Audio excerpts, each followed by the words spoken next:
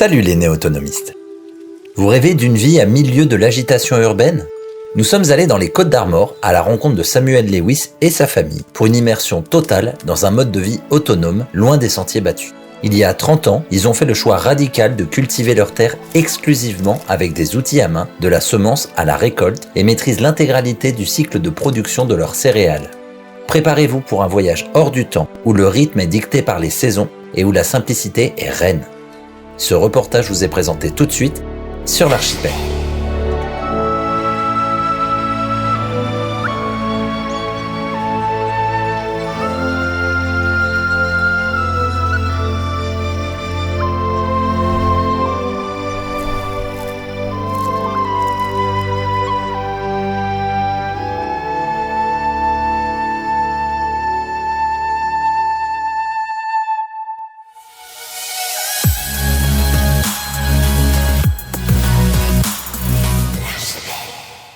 Bonjour Samuel. Bonjour Brian. Samuel Lewis, je ne te connaissais pas avant que les éditions Ulmer m'écrivent plusieurs fois des messages en me disant « faut vraiment que tu ailles le rencontrer avec sa famille ». Tu as écrit un livre donc aux éditions Ulmer. Est-ce que tu peux te présenter un petit peu plus et nous dire ce que tu veux nous présenter dans ce reportage, s'il te plaît ? Bon, déjà c'est super que tu viens, enfin. Parce que, Enfin parce qu'à mon avis, tu as eu du matière pour filmer il y a 5 ans. Mais là, après 5 ans plus tard, c'est encore mieux. Et en 5 ans plus tard, ça sera encore mieux, tu reviens. Eh ben, dans 5 ans, je prends déjà rendez-vous. On est en 2024. Ok, en 2029, on revient. Samuel, toi, comment tu te présenterais ? Moi, je me présente comme paysan artiste. Donc, je dessine et je jardine. En même temps ? Non, jamais. Mais sauf que mon vrai chef d'œuvre, c'est quand même mon jardin. Et le dessin, c'est pour valoriser la terre. En fait, c'est de mettre en valeur la terre, comme toi avec ton caméra. J'ai une petite ferme, mais moi, j'aime bien l'appeler mon habitat ou mon territoire. C'est un petit peu mon regard sur mon jardin, parce qu'un jardin, ça peut être une pelouse, des arbustes. Pour moi, c'est comme une rouge-gorge, il a son territoire. En fait, son territoire, c'est l'endroit où il recherche, en fait, il ressource tous ses besoins de base. Ça fait combien de mètres carrés On a quand même 3 hectares. En fait, on ne peut pas imaginer aujourd'hui, mais au début, c'était 3 hectares, mais c'était comme un désert. C'était 2 gros champs de 1,5 hectare, en fait. Et c'était un désert, donc il n'y avait pas d'arbres. On n'avait aucun fruitier, on n'avait aucun arbre. En fait, tous les talus, ils ont été rasés. On n'avait pas de haies. Donc, je me justifie d'avoir 3 hectares. Aujourd'hui, c'est trop, mais en fait, quand tu arrives sur un désert, en fait, il y a un arbre, 2 arbres par hectare. Il faut combien d'hectares pour avoir suffisamment de bois? Quand la terre est morte, en fait, il faut combien de terre pour avoir des légumes? Du coup, pour moi, j'étais toujours, il me faut plus, il me faut plus, il me faut plus. Et aujourd'hui, en fait, là, sur 1 hectare, on avait planté au moins 500 arbres. Donc, avec 500 arbres, on a facile assez pour son bois de chauffage. Donc, sur un oasis, évidemment, tu peux avoir beaucoup plus de monde. Donc, pour moi, c'est une optique pour l'avenir que ces 3 hectares qui n'étaient même pas suffisants pour 1 ou 2 personnes. Un jour, 3-4 familles. Tu vis ici depuis combien de temps ? 30 ans à peu 30 près ? ans. Je vais fêter mes 30 ans cette année. 30 ans en breton. Et d'arriver en France À l'âge de 7 ans. à l'âge de 7 ans. T'étais, on peut dire, du Pays de Galles avant ? J'ai été né en Angleterre. En Angleterre, oui, c'est plus... J'étais né en Angleterre, en fait. Moi, je dis Pays de Galles parce que c'est mes grands-parents qui sont déménagés, du côté de mon père, qui sont déménagés du Pays de Galles. Okay. Et en fait, ça vient de là, nos racines paysans. Okay, parce qu'on est venu, mon père était né en ville, moi j'ai été né en ville. On avait plus ou moins on va complètement coupé avec la terre, vraiment dans le milieu urbain, sauf un tout petit fil rouge qui nous liait à la terre. Et c'était les souvenirs de mon père quand il passait ses vacances sur la ferme de ses grands-parents au Pays de Galles. Donc, quand il est arrivé, il avait racheté une faucille. Et il avait fait ça. Souvent, les gens, ils ne savent pas ce que c'est, ça. C'est pour faire un lance-pierre, ça, non ? Mais non, mais on ne peut pas utiliser la faucille sans ça. Ici, c'est mon territoire. Et pour moi, c'est nécessaire que je trouve toutes mes choses de base.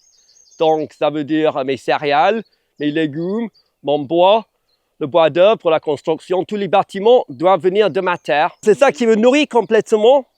Et aussi l'endroit où je veux vivre. Parce que souvent aujourd'hui, là où on cherche ce qu'on a besoin, on ne veut pas vivre dedans. C'est comme les fermes aujourd'hui, les agriculteurs, c'est la mode qu'ils ne vivent pas sur leur exploitation. Ils vivent dans le ville à côté.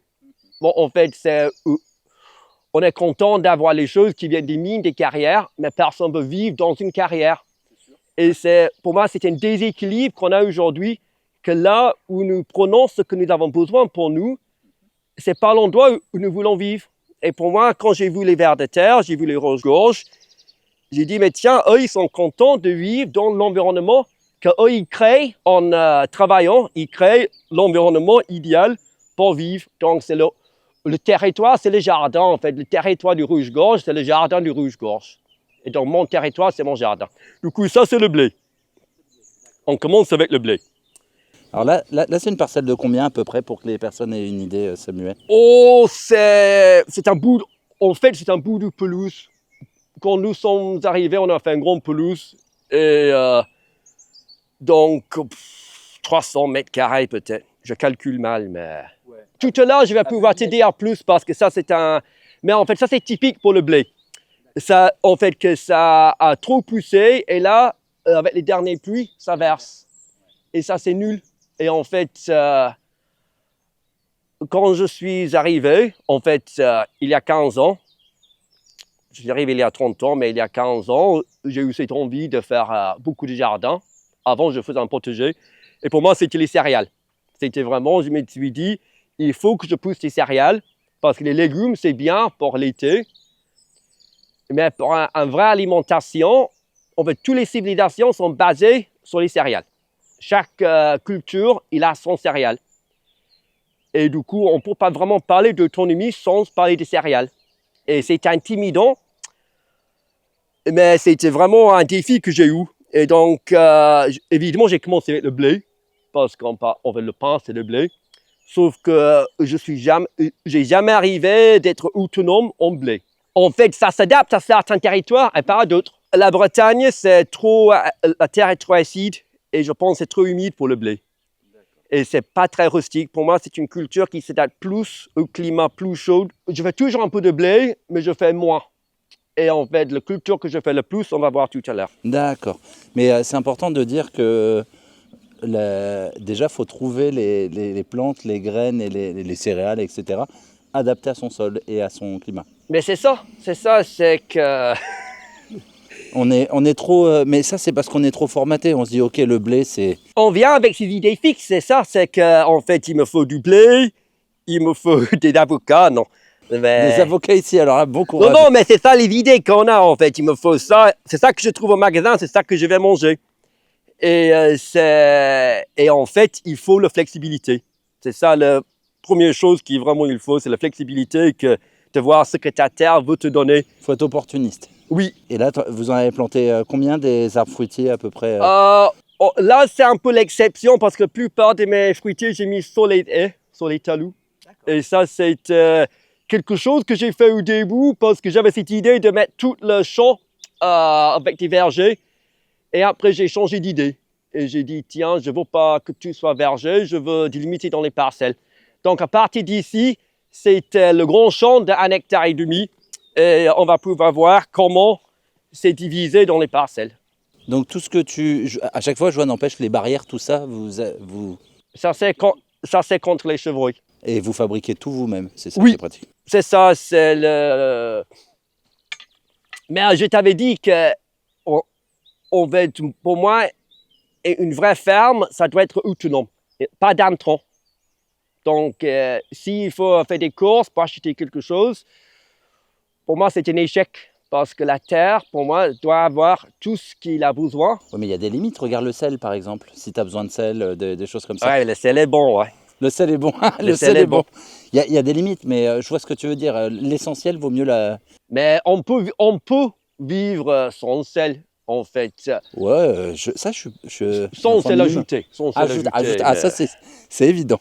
Donc ça, c'est contre les chevreuils. Okay. parce qu'ils viennent bouffer mes cultures. Tu veux qu'on referme ou tu penses que... Non, ça va. Là, en Il y a journée, des humains, ils sont ouais. pas trop chiants. Donc, premier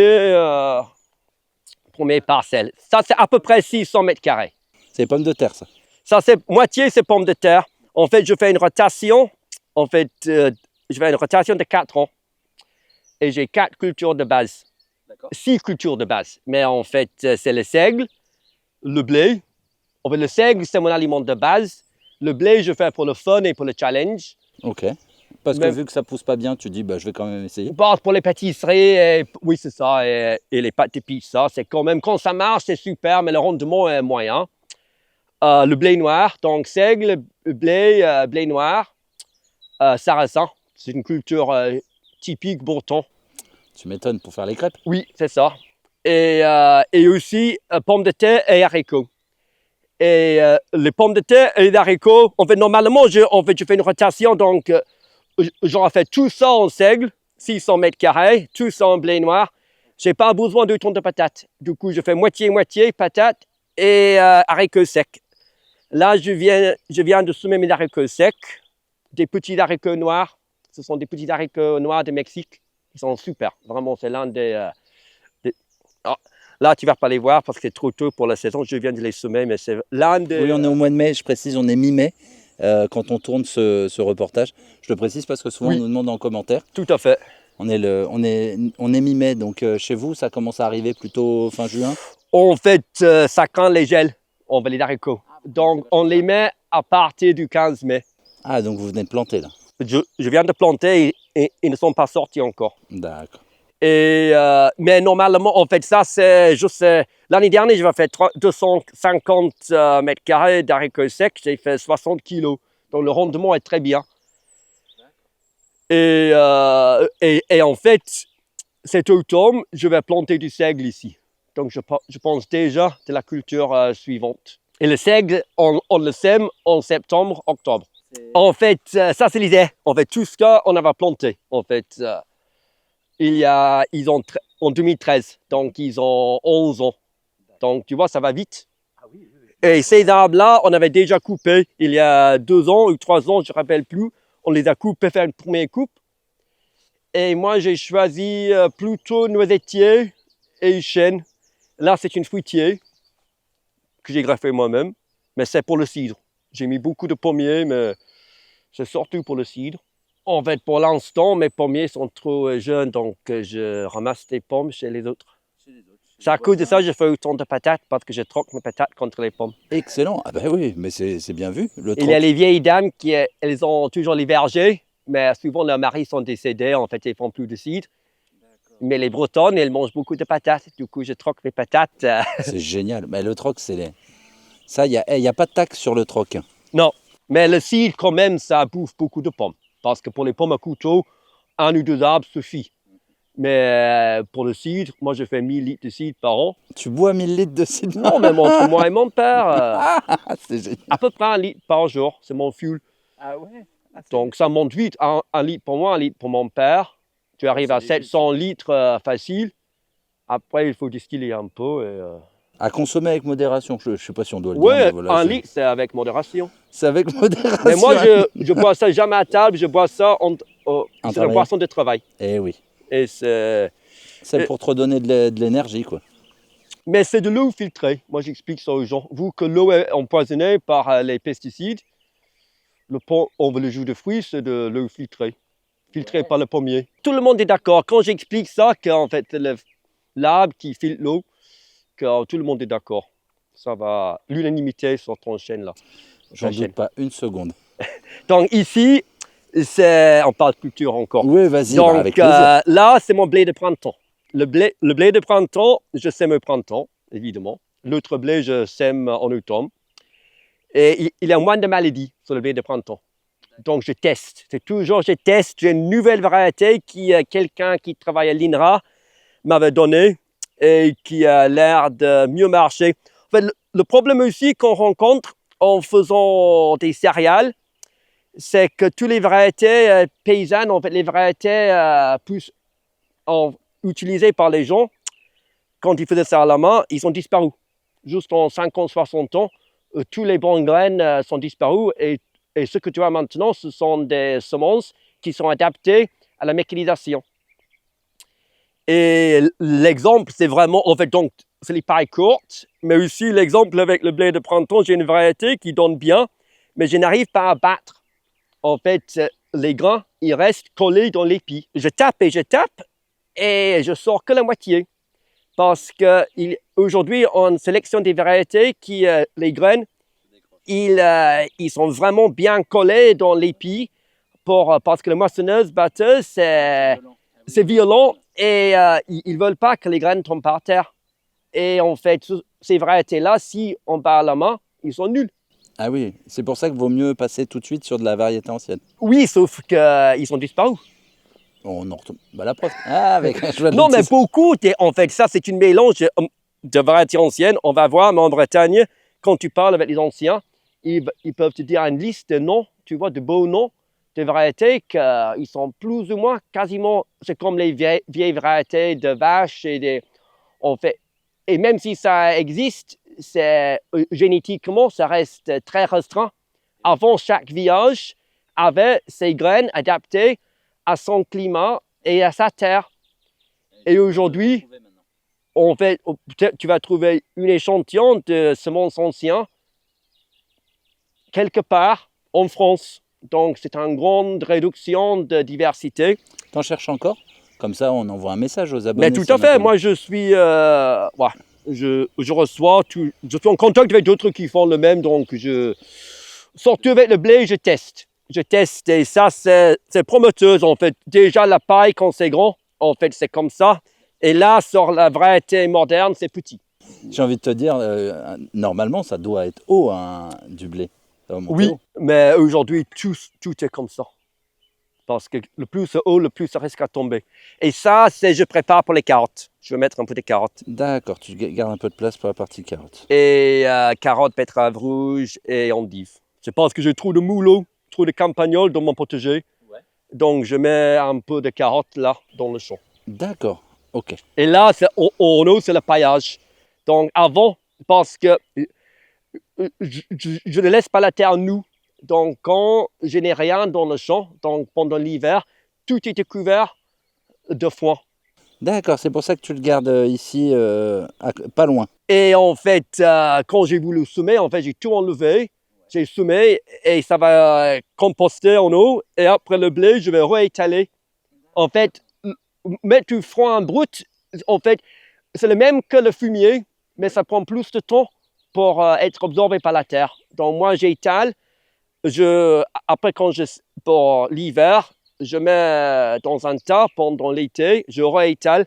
Et après 2-3 ans, c'est absorbé par la terre. D'accord, ok, c'est un beau retour ça, j'adore ce genre de... Et en fait, c'est comme ça que je nourris la terre. Et tu vas voir qu'en fait, en vrai, sur mes 3 hectares, je cultive 3 ou 4 000 mètres carrés maximum.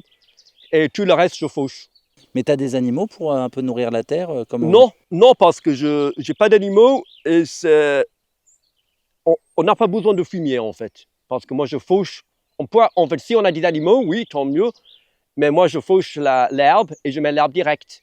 Exact. Il s'auto-nourrit ça. Donc en fait l'herbe, le fumier c'est quoi en vrai? C'est de l'herbe digérée. C'est ça. Et mon herbe, ça rentre comment dans la terre?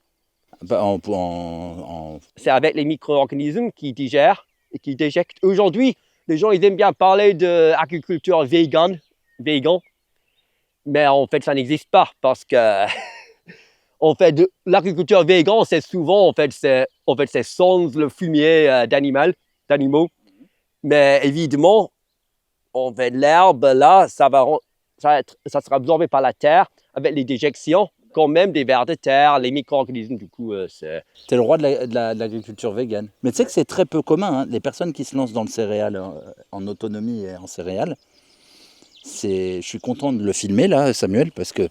En fait, moi, je suis fier de dire, et je veux bien que j'ai tort, que je suis la seule personne au monde occidental qui a autonome en céréales à la main. Alors là, à la main, ou en plus. À la main.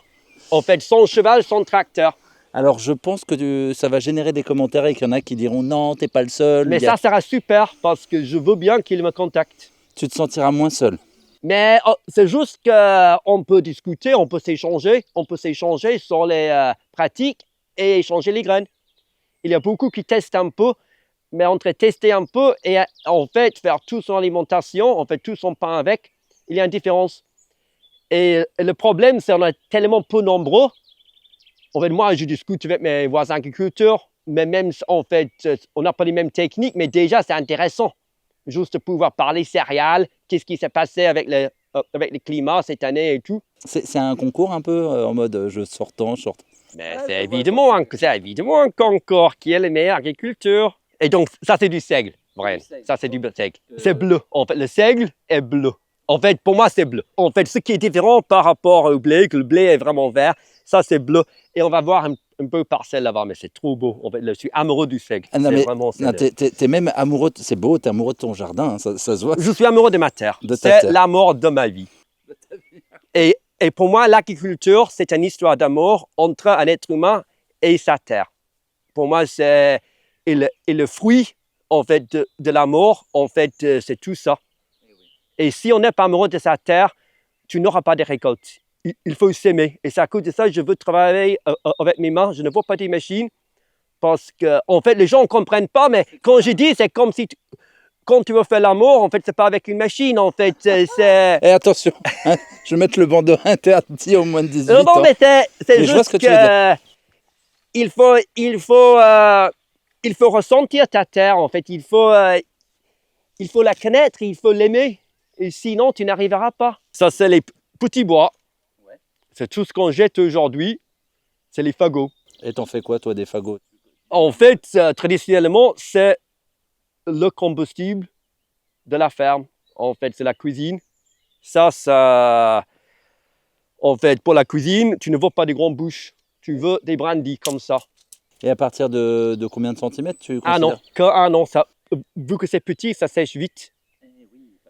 Et on fait la partie d'un an. Et tu peux aussi faire des grands feux de joie avec. Je vais faire ce solstice, c'est sûr.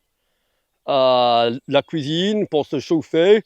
Aujourd'hui, on a des danseurs dans les maisons. Donc, c'est pas pratique. Pour un danseur, tu peux allumer le feu avec, mais après, c'est pas pratique. Tout à l'heure, je te montrais un vrai cheminée. Un vrai cheminée, et dans un cheminée, un fagot, c'est ce qu'il faut. Et en fait, ça, c'est tout ce qu'on jette aujourd'hui. Et avant, moi, je brûlais. Aussi, j'avais pas besoin et mon voisin m'avait montré, il m'avait expliqué comment avant c'était les fagots. On coupait, en fait c'était les chênes et les noisetiers, on coupait tous les 9 ans. Les noisetiers, on coupait au ras du sol. Et les chênes, on grimpait, on enlevait toutes les branches. C'est les trognes. Oui, c'est des émondages. Ici, ils faisaient plus l'émondage et ils gardaient le cime. Parce que les vrais trônes, on coupe le cime, je pense. Et ici, mes voisins, ils m'ont dit qu'il faut laisser les cimes pour le coucou a un endroit de percher. Je ne sais pas si le coucou perche ou non, mais c'était ça qu'ils m'ont dit. Il faut le petit cime pour le coucou. Donc tu respectes ce que les anciens t'ont conseillé de faire? Mais vous que moi, je ne connaissais rien. D'abord, on suit les conseils. Mais ça tire les sèves, Ça aide parce que si tu laisses la petite cime, en fait, ça tire les sèves sur l'arbre. Quand on coupe les chênes brutalement, des fois, ça peut mourir. Surtout sur les vieilles arbres, si on les remet en état. Mais peut-être en 50 ans, je vais savoir pourquoi je laisse le cime pour le coucou. Mais en attendant, j'ai du bois, donc je ne pose pas de questions. Et du coup, donc tu as du bois qui est petit jusqu'à comme ça, donc en 9 ans. 9 ans, c'est le max, je pense, on peut couper après 7 ans. Et on fait des portes et moi je lis avec du bois ici. On peut faire avec du ficelle, mais traditionnellement, on fait le lien avec le bois. Et ça, c'est aussi l'endroit idéal en fait pour les oiseaux de nicher. C'est mon multi-story en fait, c'est mon appartement pour les oiseaux. À tous les étages, tu as les oiseaux différents. Excellent. Ah, mais là, il y a carrément encore beaucoup de noisetiers. Oui, mais ce sont des variétés spécifiques. C'est pour les gros noisettes. Et ça, par exemple, pourquoi autant de noisetiers? Tu fais des préparations avec? Tu les manges, c'est un carburant encore? En fait, les sauvages, je ramasse pas. En fait, c'est surtout pour le bois. Donc, je ramasse pas les noisettes vraiment du sauvage. Ça, c'est spécifique pour les noisettes parce que c'est quelque chose qui pousse bien en Bretagne, les noisettes.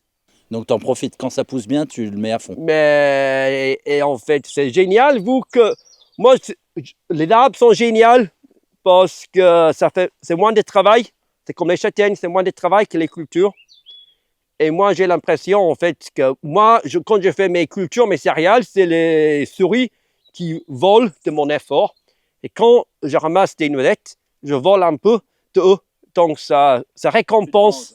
Oui, c'est ça. La semaine dernière, il a fait chaud et on avait fait nos pauses là. On a mis un peu de paillage et un peu de paille et on a fait notre pause là. Non, mais en plus, ici, il y avait plein de cailloux. La terre n'était pas bonne pour cultiver. Donc, j'ai pensé mettre mes noisetiers. Et là, je les conduis en touffe. Ça s'appelle en touffe. Ça, c'est... Au début, je pensais faire un gobelet. Un gobelet, c'est avec un seul tige.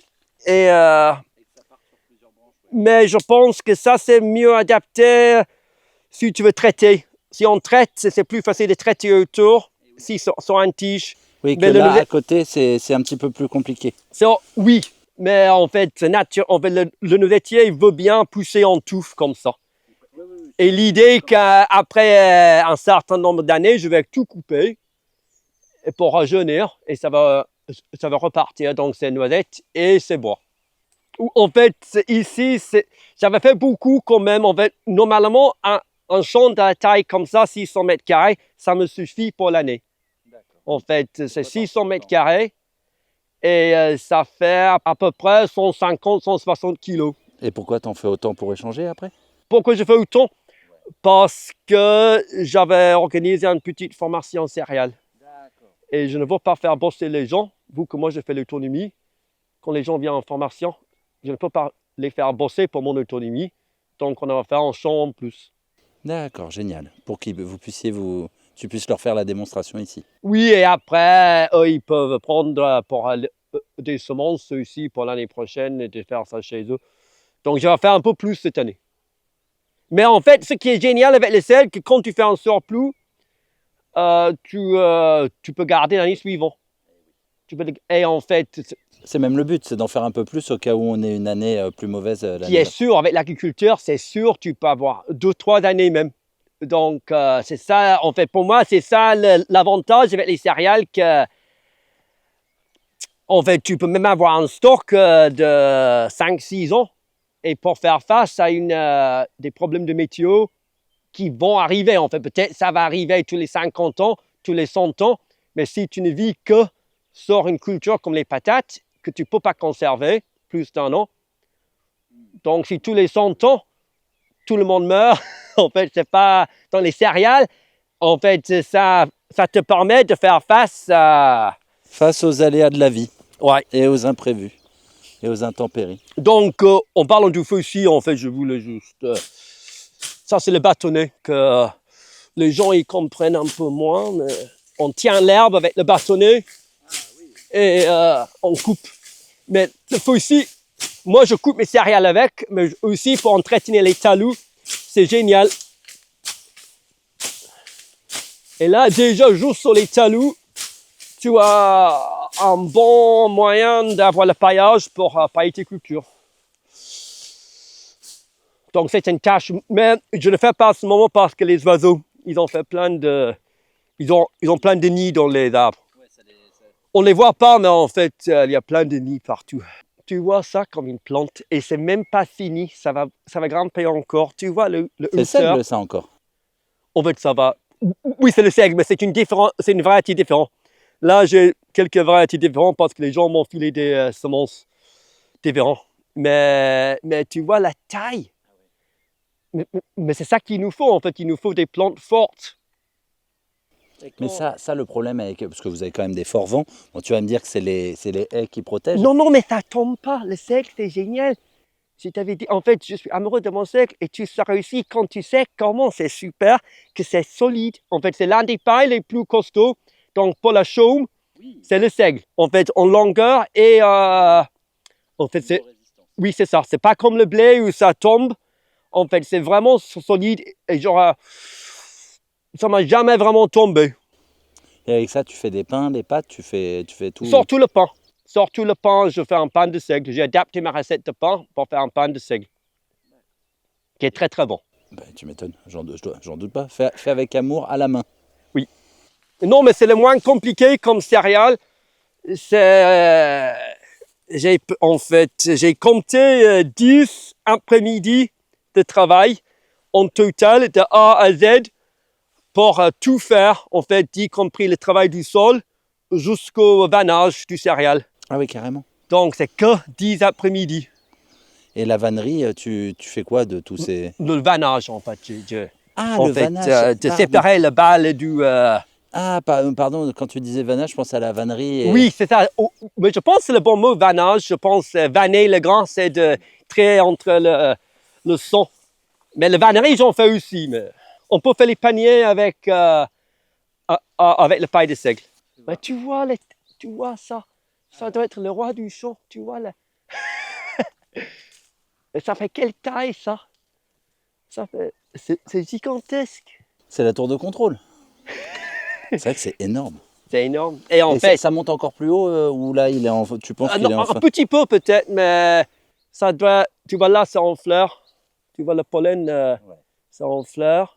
Et donc ça arrive. Mais normalement, ouais, la moisson, c'est vers mi-juillet. En fait, les céréales, en fait, je coupe. Après, je mets en botte, je laisse sécher dans le champ. Et en fait, ça sèche beaucoup plus vite dès que c'est coupé. Donc, par rapport aux agriculteurs qui moissonnent les bas le même jour, moi, je coupe un jour, je laisse sécher jusqu'à 2 semaines. Ça pourrit pas? Ça n'a pas le temps de pourrir? Non, parce que tu ramasses quand c'est sec et ça emporte et ça sèche. En fait, si vraiment il pleut sans arrêt pendant 2 semaines, ça germe. Possible, en Ça peut arriver en Bretagne. L'année dernière, c'était plus ou moins ça. Et après, en fait, quand il fait beau, je descends mes gerbes et je tape au fléau. Et au fléau. Ça s'appelle aussi un fléau. Donc c'est vais te 2 montrer. bâtons Ouais, c'est qui ça. sont liés avec une chaîne et tu tapes. Oui, qui est vraiment super. Je connaissais le fléau d'armes, mais je me demandais si on disait fléau pour Oui. battre. C'est le fléau aussi. Oui, c'était le fléau qui, je pense, c'était avant l'arme. Oh, fais gaffe, tu sais, les humains, c'est souvent les guerres qui font qu'ils... Les créations viennent souvent des guerres. Ce que je fais en juillet, je vais gratter un peu l'herbe là. Je mets un drap. J'ai récupéré un vieux drap. Pour récupérer les graines, sinon t'en as partout. C'est ça, un drap en lin ou en coton, un bon drap. Et il y a la place pour peut-être une quinzaine de gerbes, une douzaine de gerbes. Donc on met tout, une rangée là, une rangée là. Et moi je suis ici, mon père est en face. Et on prend l'outil et on tape comme ça. Mais mes fléaux sont gros. J'ai jamais vu un fléau aussi grand. Pourquoi si gros? Moi, je fais tout gros. Tout ce que je fais, j'ai toujours peur que ça serait trop petit. Donc, tout ce que je fais toujours avec un marge. Mais la base, en fait, c'était mon voisin. Il m'avait prêté son vieux fléau. J'avais demandé sur son fléau. Il avait sorti son vieux fléau tout pourri. Il m'avait fait un démo derrière sa maison, sur le goudron. Et tout le bois s'est explosé parce que c'était pourri. Tu parles des anciens, mais ça doit leur faire plaisir de voir que tu veux conserver ces savoirs. Mais oui, et c'est à cause de ça que j'ai eu ces savoirs parce que après je me suis lancé un peu de le faire tout seul. Mais après, quand ils ont voulu me faire, en fait, ils sortaient les petits souvenirs. Et en fait, tout ce que je fais, c'est vraiment basé, plus ou moins, sur les pratiques agricoles bretons, centre breton. Et c'est la faux, le fléau, même la houe, les fagots, en fait, comment tailler un arbre, comment couper un arbre, même la chaume.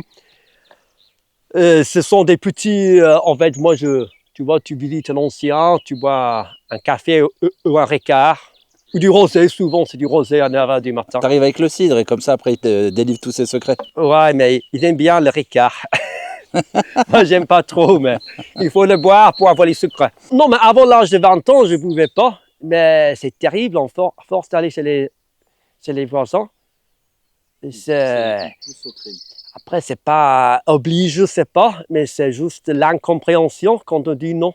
c'est comme une voiture qui ne veut pas mettre de l'essence dedans. Il te regarde comme ça, mais qu'est-ce qui ne va pas? Tu es humain ou quoi?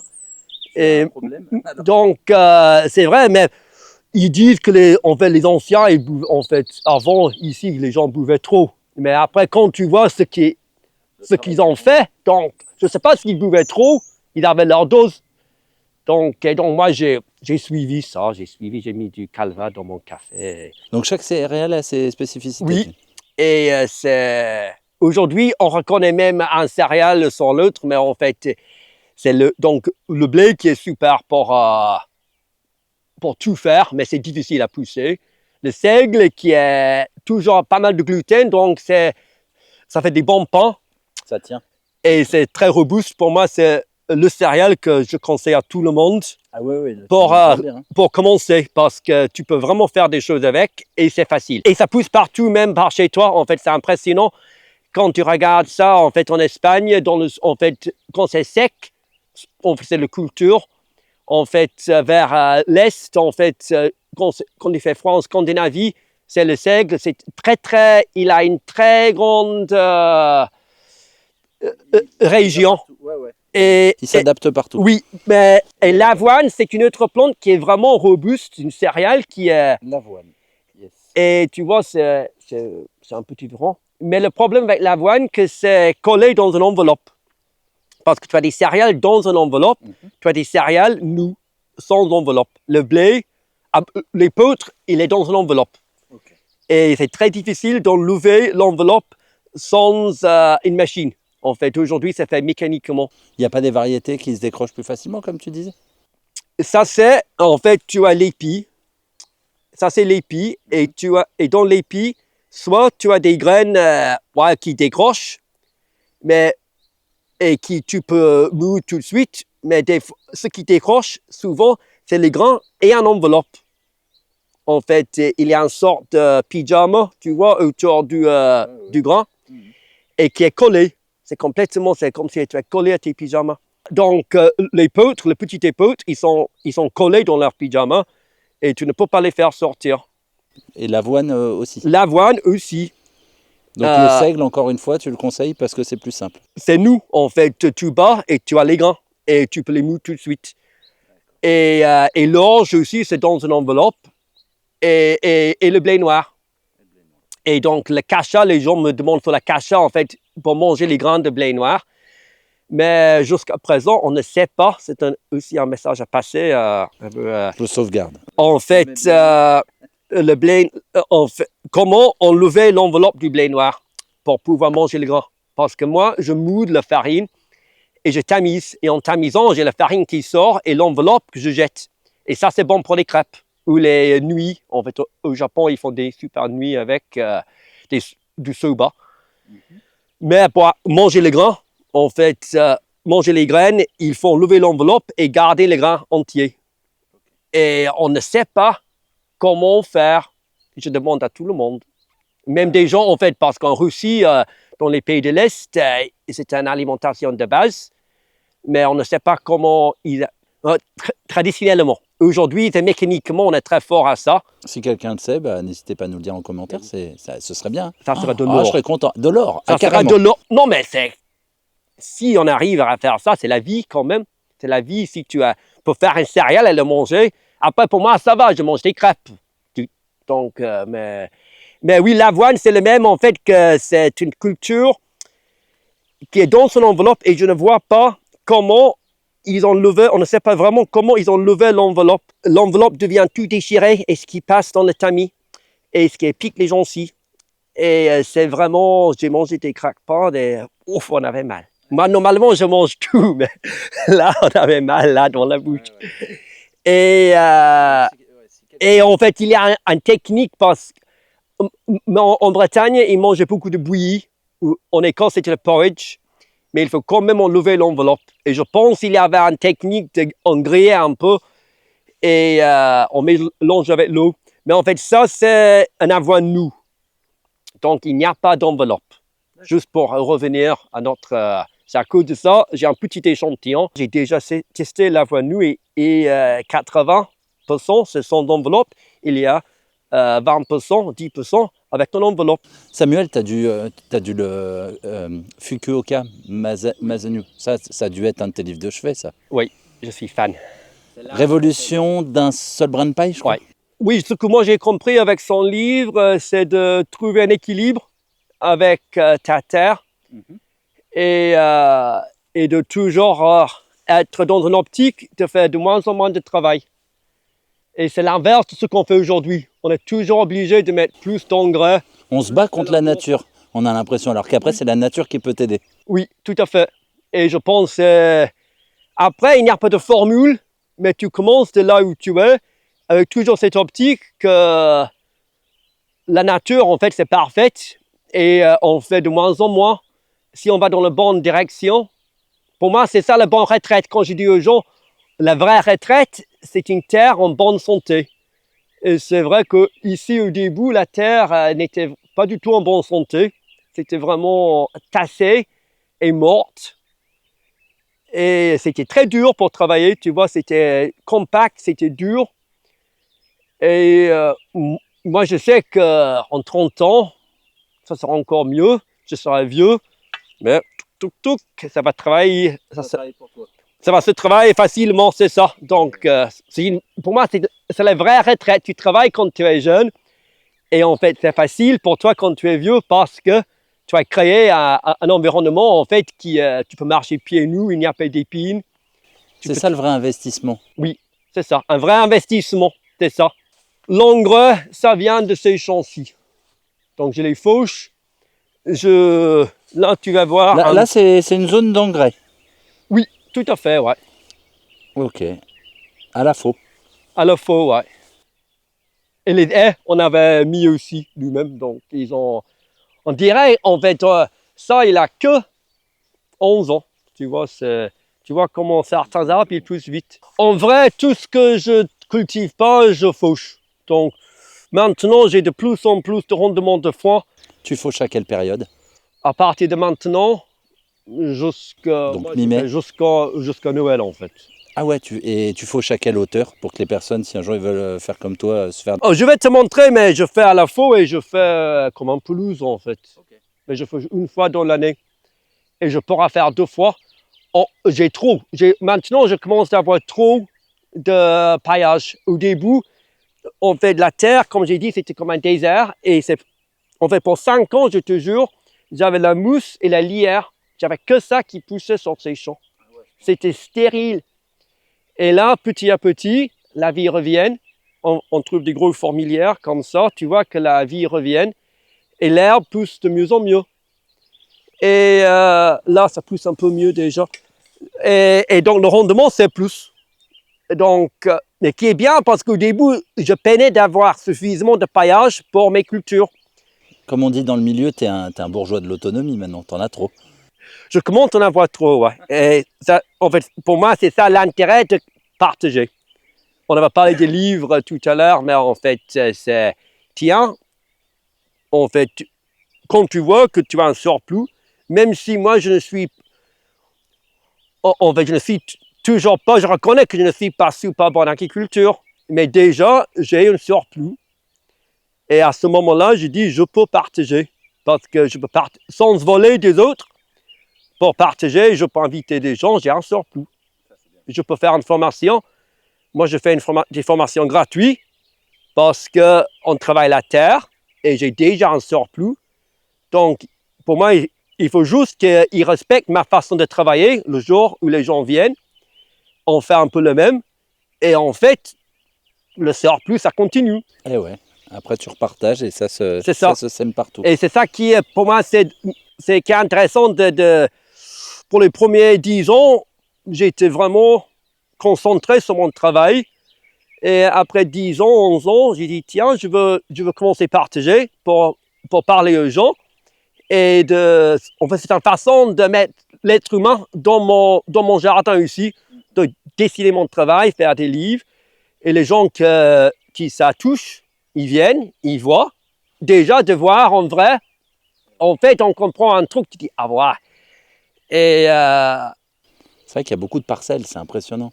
Tu en as 32, je crois, de mémoire?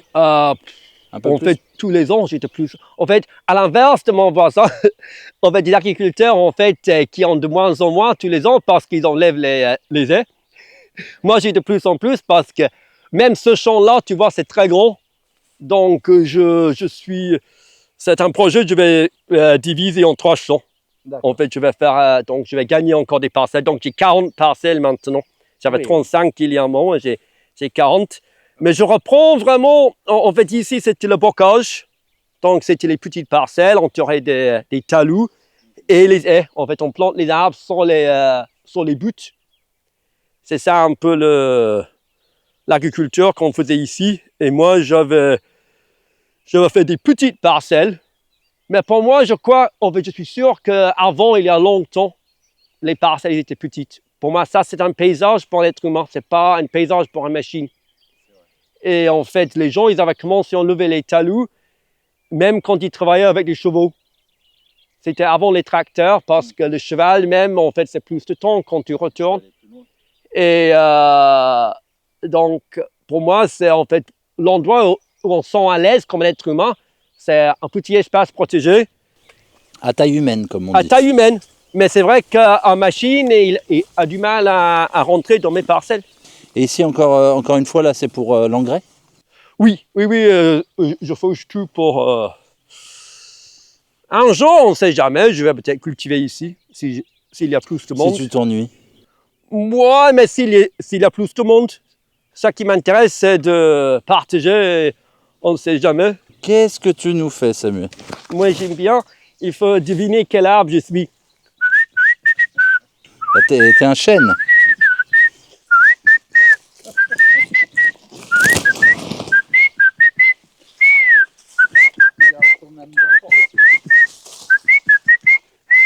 Mais c'est quel oiseau? C'est quel oiseau? Ah, quel oiseau! Oh là là!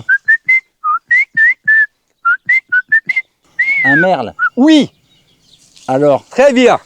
et là, comment les 3 becs? Je crois que ça s'appelle les 3 becs.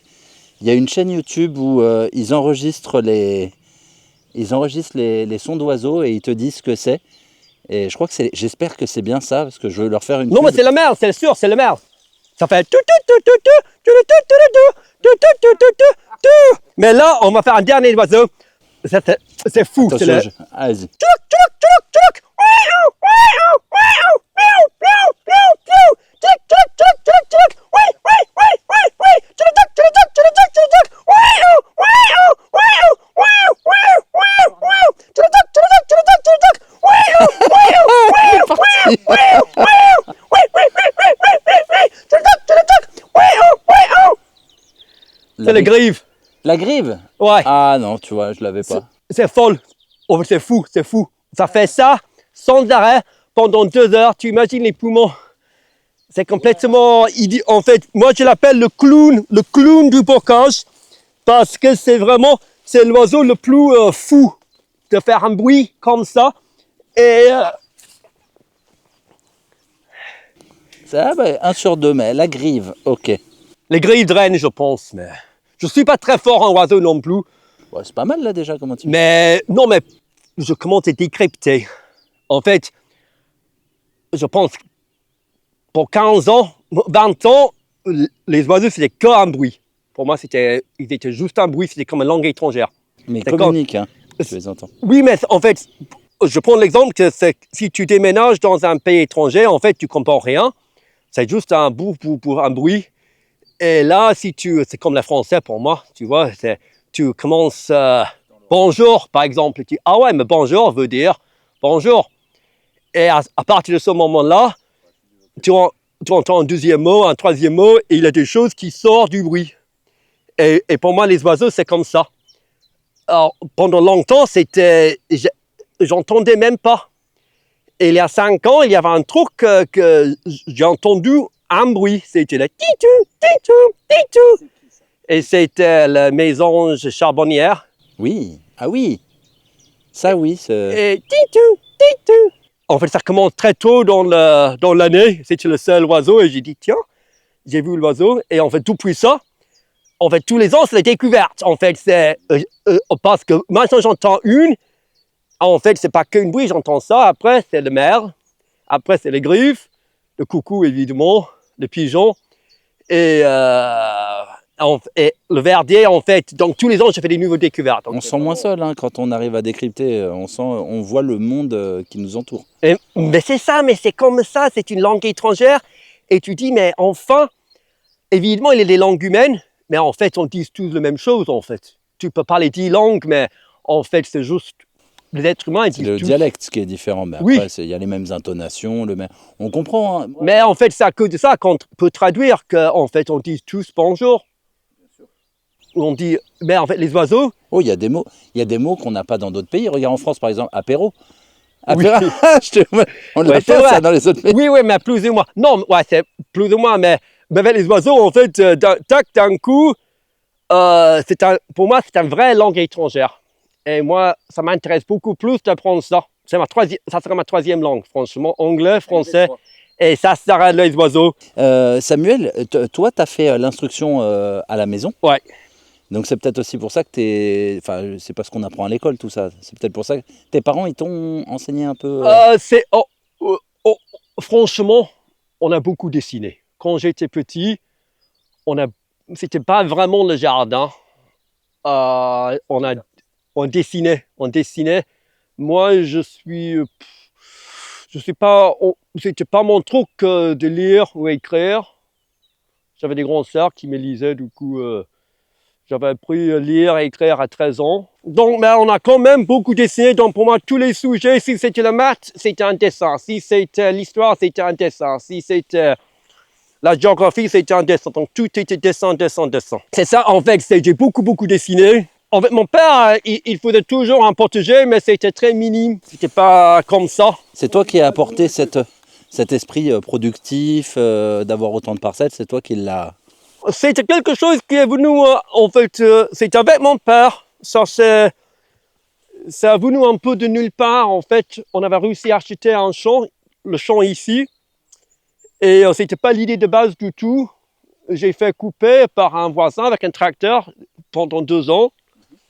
En vrai, je voulais juste avoir un peu plus de place pour faire des patates. Mais vu que c'était 1 hectare, c'était vraiment grand. Et j'ai commencé à planter des arbres. C'était plus compliqué pour l'agriculteur de couper. Donc j'ai dit, mais en fait, qu'est-ce que je fais? J'avais acheté un moto-faucheuse.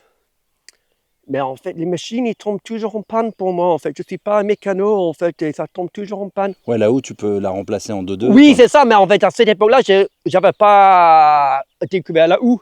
On avait prêté un motoculteur. Mais ça a tombé en panne. Et après, ça coûte cher pour réparer.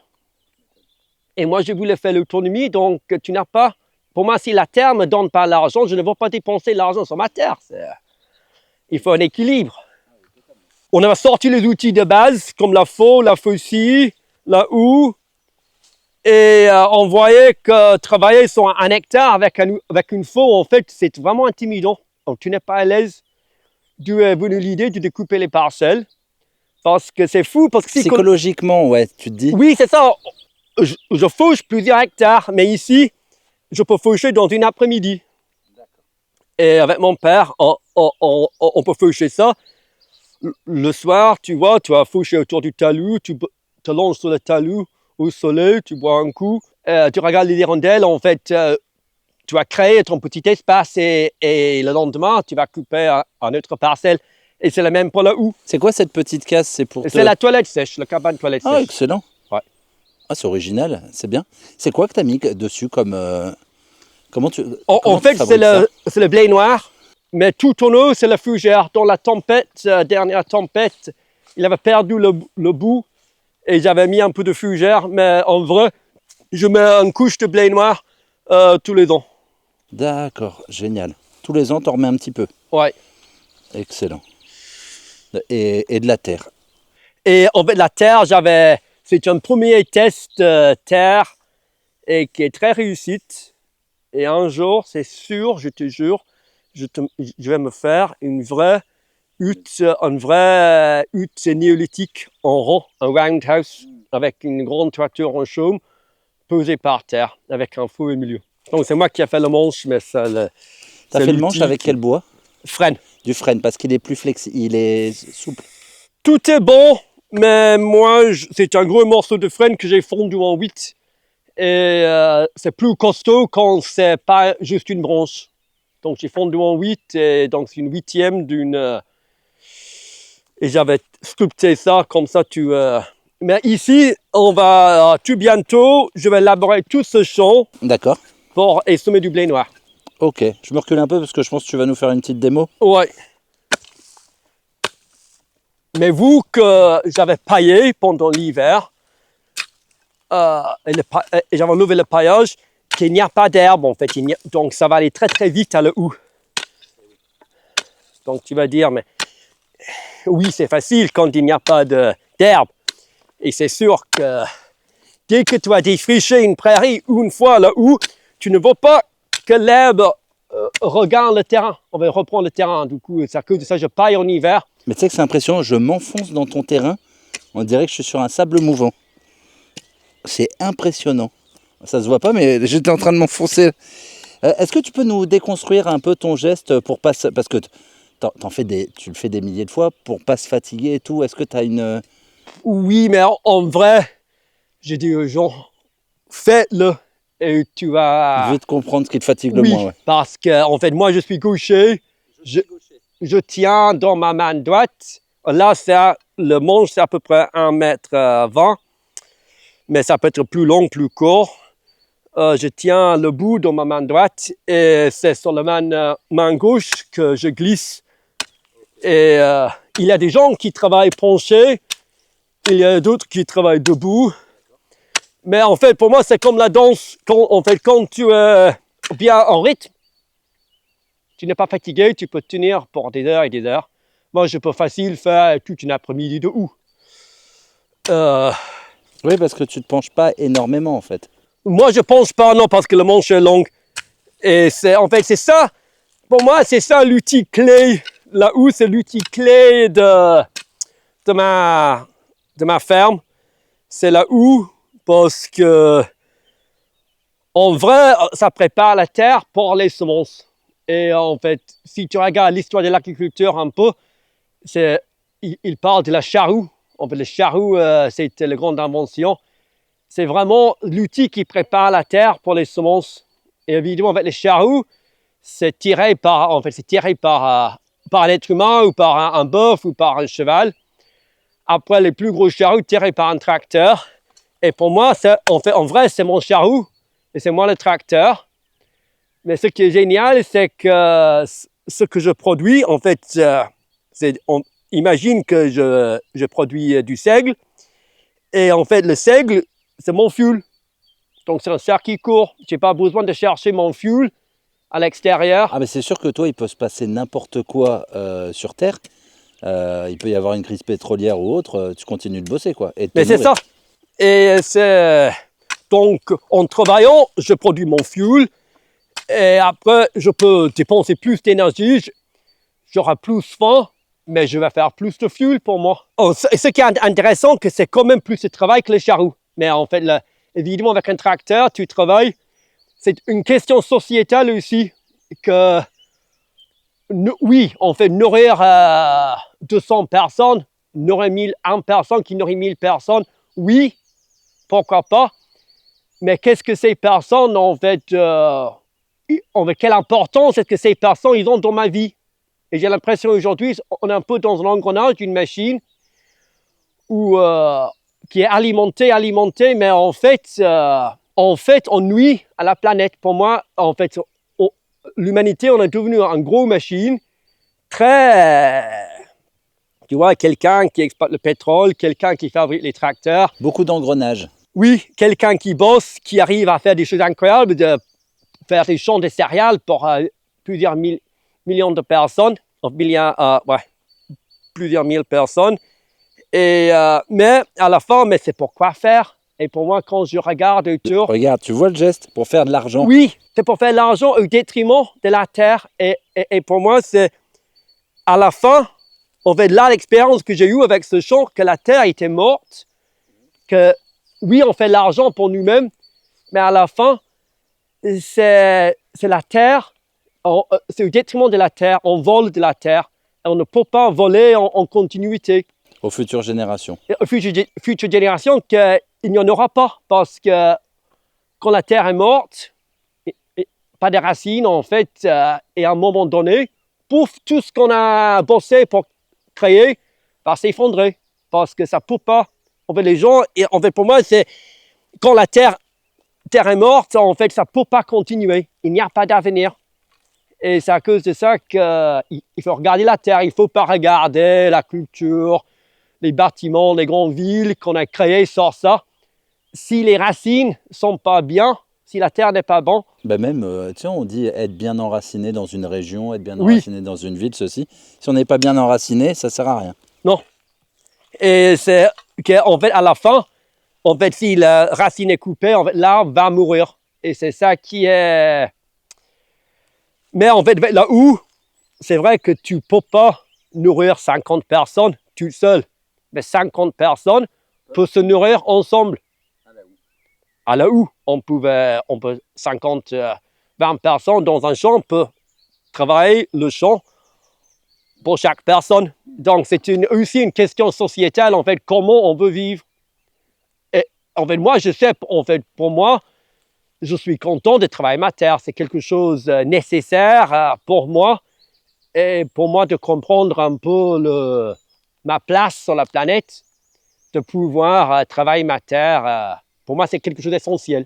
Je me demandais où était ton four, excuse-moi, j'en profite, je ne l'avais pas vu en arrivant. Oui. C'est très beau. Ce que tu dis, c'est...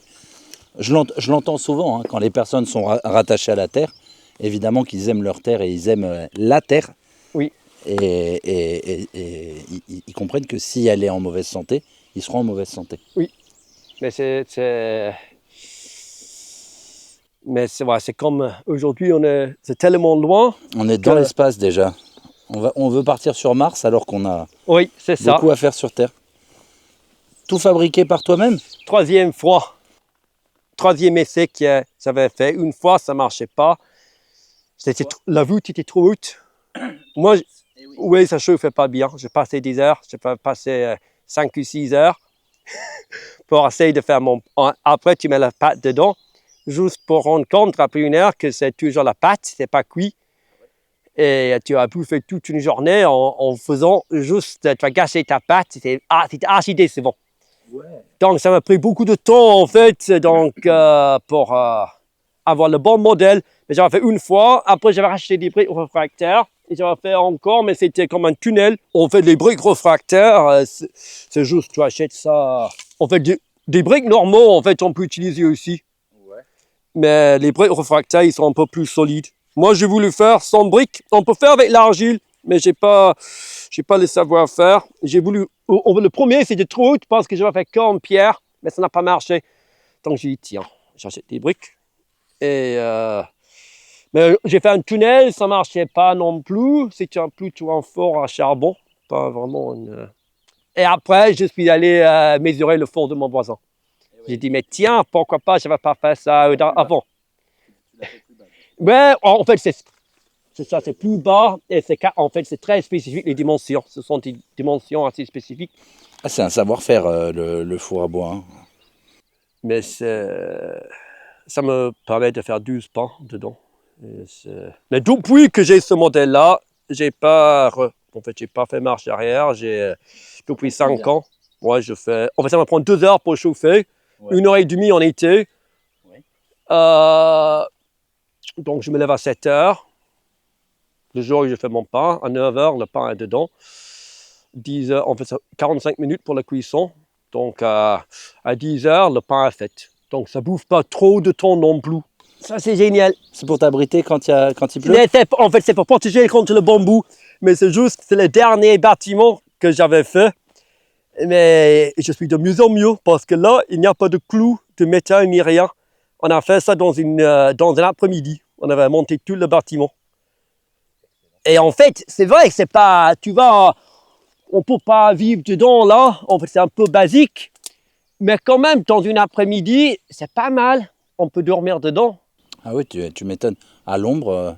Et c'est vrai, donc c'est qu'avec avec des fourches comme ça et la chaume de blé noir et du bambou. Du coup, je vois que je fais du progrès dans le bâtiment.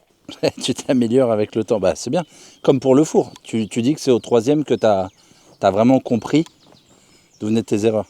Tu avais ça avec ce que tu as récupéré sur le terrain. C'est fou, quoi. C'est ça, mais en fait, j'utilise le chaume de seigle pour la... Et normalement, après 8 ou 9 ans, tu enlèves tout et tu mets sur le champ. Parce que les gens me disent, ah ouais, mais moi je veux mettre ma paille sur le champ.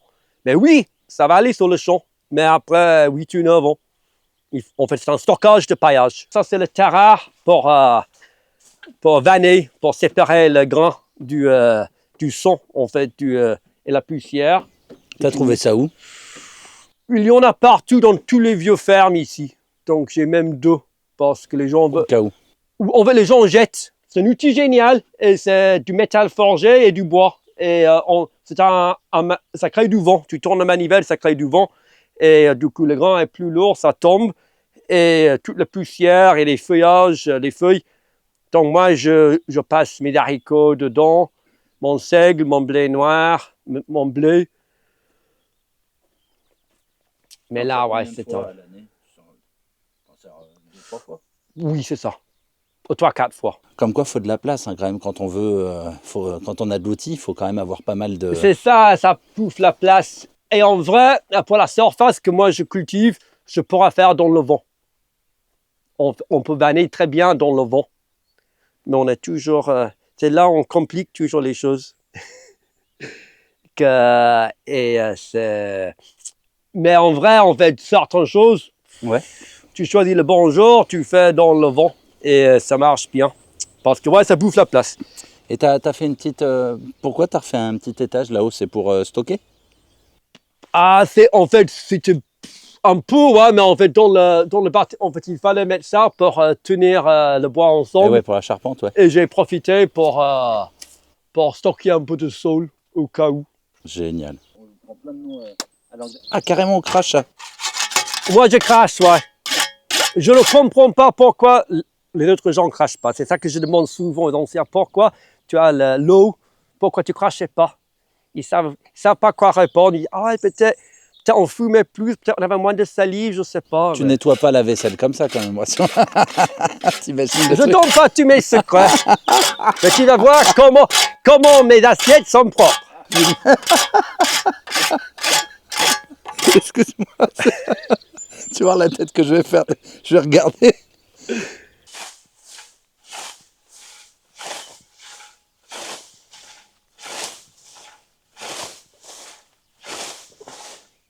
Toujours le dos droit. Hein. Après, c'est pas l'outil que je maîtrise le plus, mais je me débrouille. Et tu me dis ça, mais t'es parti là. Hein.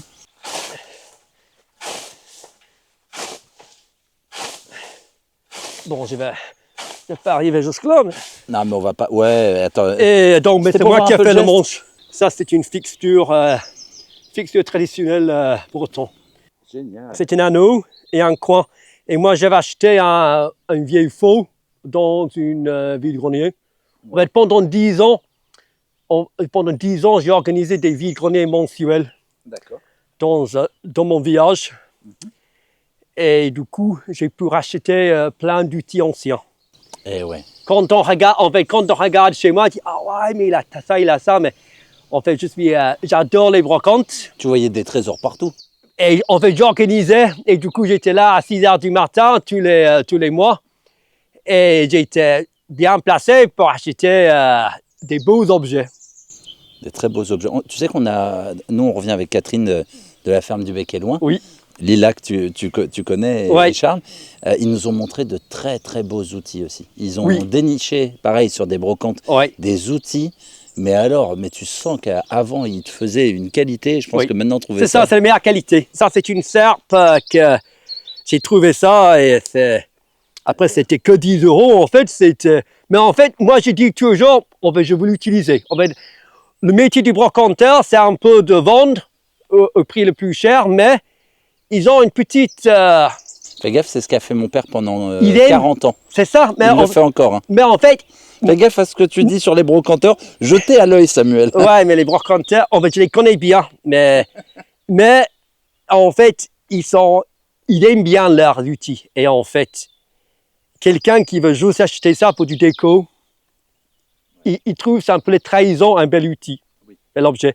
Et moi, quand je l'ai dit, explique qu'en fait, c'est pour utiliser. Souvent, il coupe le prix à deux. En fait, il me fait moitié prix. Ouais, mais là, tu es en train de te retirer. Il y en a, ils vont te piquer des outils sur les brocantes parce que tu donnes un bon plan pour avoir moitié prix, là.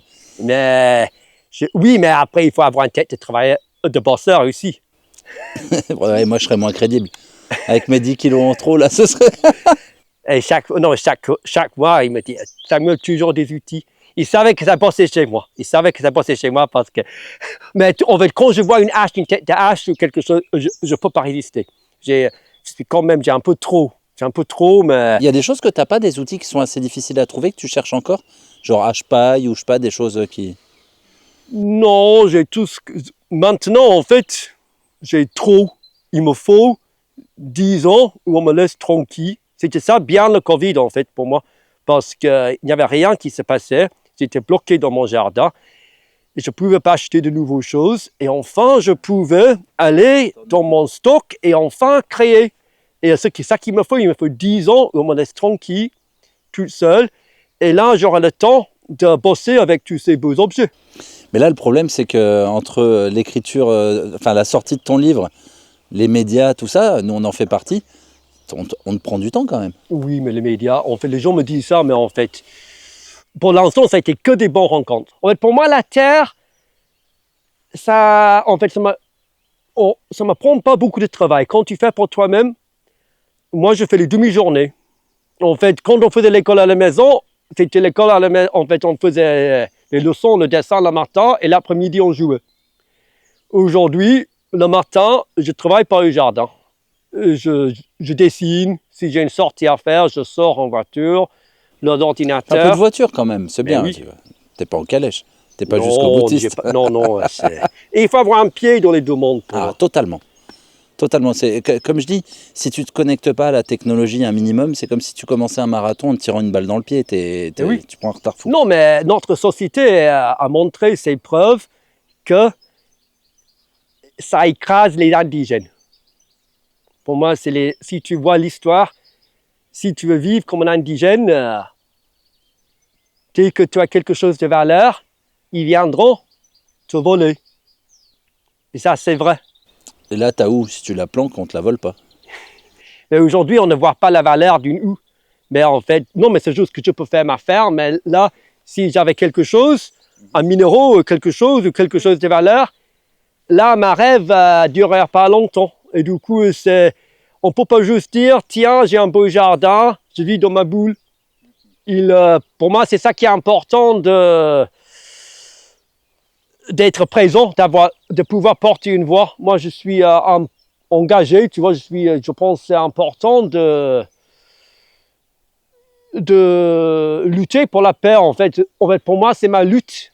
C'est paisible, c'est mon jardin, mais pour moi, c'est un acte politique un peu de montrer qu'on peut vivre très bien avec la terre. Et pour moi, c'est du désinformation. Souvent aujourd'hui, que la technologie, en fait, c'est nécessaire pour notre survie. Après, pour moi, c'est un choix. En fait, si tu aimes pas, mais ce n'est pas nécessaire. Il ne faut pas dire aux jeunes que c'est nécessaire pour ta survie. La terre a tout ce qu'il faut, en fait, pour vivre. Et pour moi, en travaillant avec, ça, c'est l'exemple vivant. C'est à cause de ça que je ne veux pas vendre, parce que je trouve que quand tu vends, ça oriente ton exploitation vers une certaine culture. En fait. Mais on est d'accord, Samuel. Bon, toi, tu as hérité des terres familiales. Pour les jeunes qui veulent se lancer, il faut quand même de l'argent. Il faut rentrer dans ce système pour commencer à avoir de l'argent. Mais j'ai dit, il faut un pied en chaque monde. Mais après, certains me disent ça. Mais après, je l'ai dit, mais si tu as l'argent, tu n'auras pas forcément la terre. Parce que c'est difficile d'en avoir. C'est difficile d'en avoir. Et souvent, les gens, ils voient ça, ils me disent, ah ouais, mais si moi j'avais l'argent, moi je pourrais vivre comme ça, moi je pourrais avoir ça. Mais en fait, l'argent, ça te donne une pièce de papier avec ton nom dessous. Ça te donne que ça. Ça te donne les droits sur une terre. Le droit sur une terre sur un être, pour qu'un autre être humain ne l'exploite pas. Mais ça ne te donne pas la richesse, en fait, c'est le travail. Et le plus gros problème, en fait, moi je trouve, le plus grande barrière pour nous, avec la terre, c'est un manque de savoir. En fait, un manque de savoir. Que si on avait une terre, on n'aurait pas les savoirs, on n'aura pas les graines, on n'aura pas pour faire quelque chose utile avec. Même sans être propriétaire, si tu travailles bien, tu as peut-être une voisine, un voisin qui va te prêter un bout du jardin. En fait, c'est l'exemple, en fait, j'ai un ami, en fait, il n'a pas beaucoup de terre, il travaille bien. C'est une dame qui a dit, tiens, tu cultives un peu de mon jardin. Et là, il apprend des choses. Et ils partagent les récoltes. Et c'est ça, elle est trop contente, il partage ses légumes avec la dame. Donc tu as une partie du potager juste en face, mais toujours fermée à cause des chevreuils, je présume. Oui, surtout le potager qui est fermé, parce que c'est les chevreuils, ils ont du bon goût. Et ils aiment les légumes comme nous. Pour la saison, c'est pas très bien avancé. Ça a été un printemps froid. T'es pas le premier à nous dire, en Bretagne, vous avez vu beaucoup d'eau, beaucoup de gris et très peu de Beaucoup soleil. d'eau, et il a fait froid. Pour moi, c'est bien, parce que souvent, je me plains qu'il fait trop chaud, trop sec. Mais ça veut dire aussi qu'on est en retard. Mais qui est très bien, en fait. Mais je rappelle, il y a 2 ans, à ce moment-ci, quand je semais, il fallait arroser. En fait, ça germait pas sans l'eau. Et là, c'est pas du tout le cas. Là, je peux... Là, tu sais, mais ça pousse, quoi. Mais là, c'est... ouais, en fait, il y a beaucoup d'eau. Du coup, en fait, souvent, c'est bien de semer un peu plus tôt si tu penses que mai-juin, ça reste sec. Mais là, quand il pleut, c'est souvent très bien de semer tard. Aujourd'hui, on a tendance de toujours semer tôt. Mais en fait, en semant tard, tu n'as pas beaucoup de retard, en fait, sur tes cultures. Et tu as en fait beaucoup de problèmes avec les limaces, en fait, ne sont pas là si tu attends un peu. Donc c'est vrai, en fait, moi quand je regarde les potagers des anciens, souvent ils font rien. Mars, ils font rien, mois d'avril, mois de mai, tac, ils mettent tous dedans et ça pousse archi vite parce que la terre est chaude. Ouais, donc parfois vouloir aller trop vite, c'est pas le meilleur conseil, quoi. Donc c'est ça, et c'est d'attendre, on a le temps et on sème tard si tu penses qu'il y a l'eau. En fait, c'est juste que si c'est sec, c'est plus compliqué quand tu mets tard. Du coup, petit tour du potager. Là, j'avais juste travaillé vite fait. Je vais mettre de l'amarante. C'est très sec, cette partie du jardin. Et l'amarante, ça résiste bien. Ce sont mes fèves que j'avais mis en octobre. Ça pousse bien. Oui, après, des fois, l'hiver est trop froid et il meurt. Mais en fait, c'est un chance sur 2. Des fois, tu as des idées hiver froides, mais là, c'est super, ça donne des fèves déjà. J'ai un petit coccinelle qui est tout prêt pour mes pucerons noirs, tu vois, ça c'est l'exemple. C'est le printemps qui donc ça, c'est du pavot. Après, en vrai, c'est très grand pour un potager.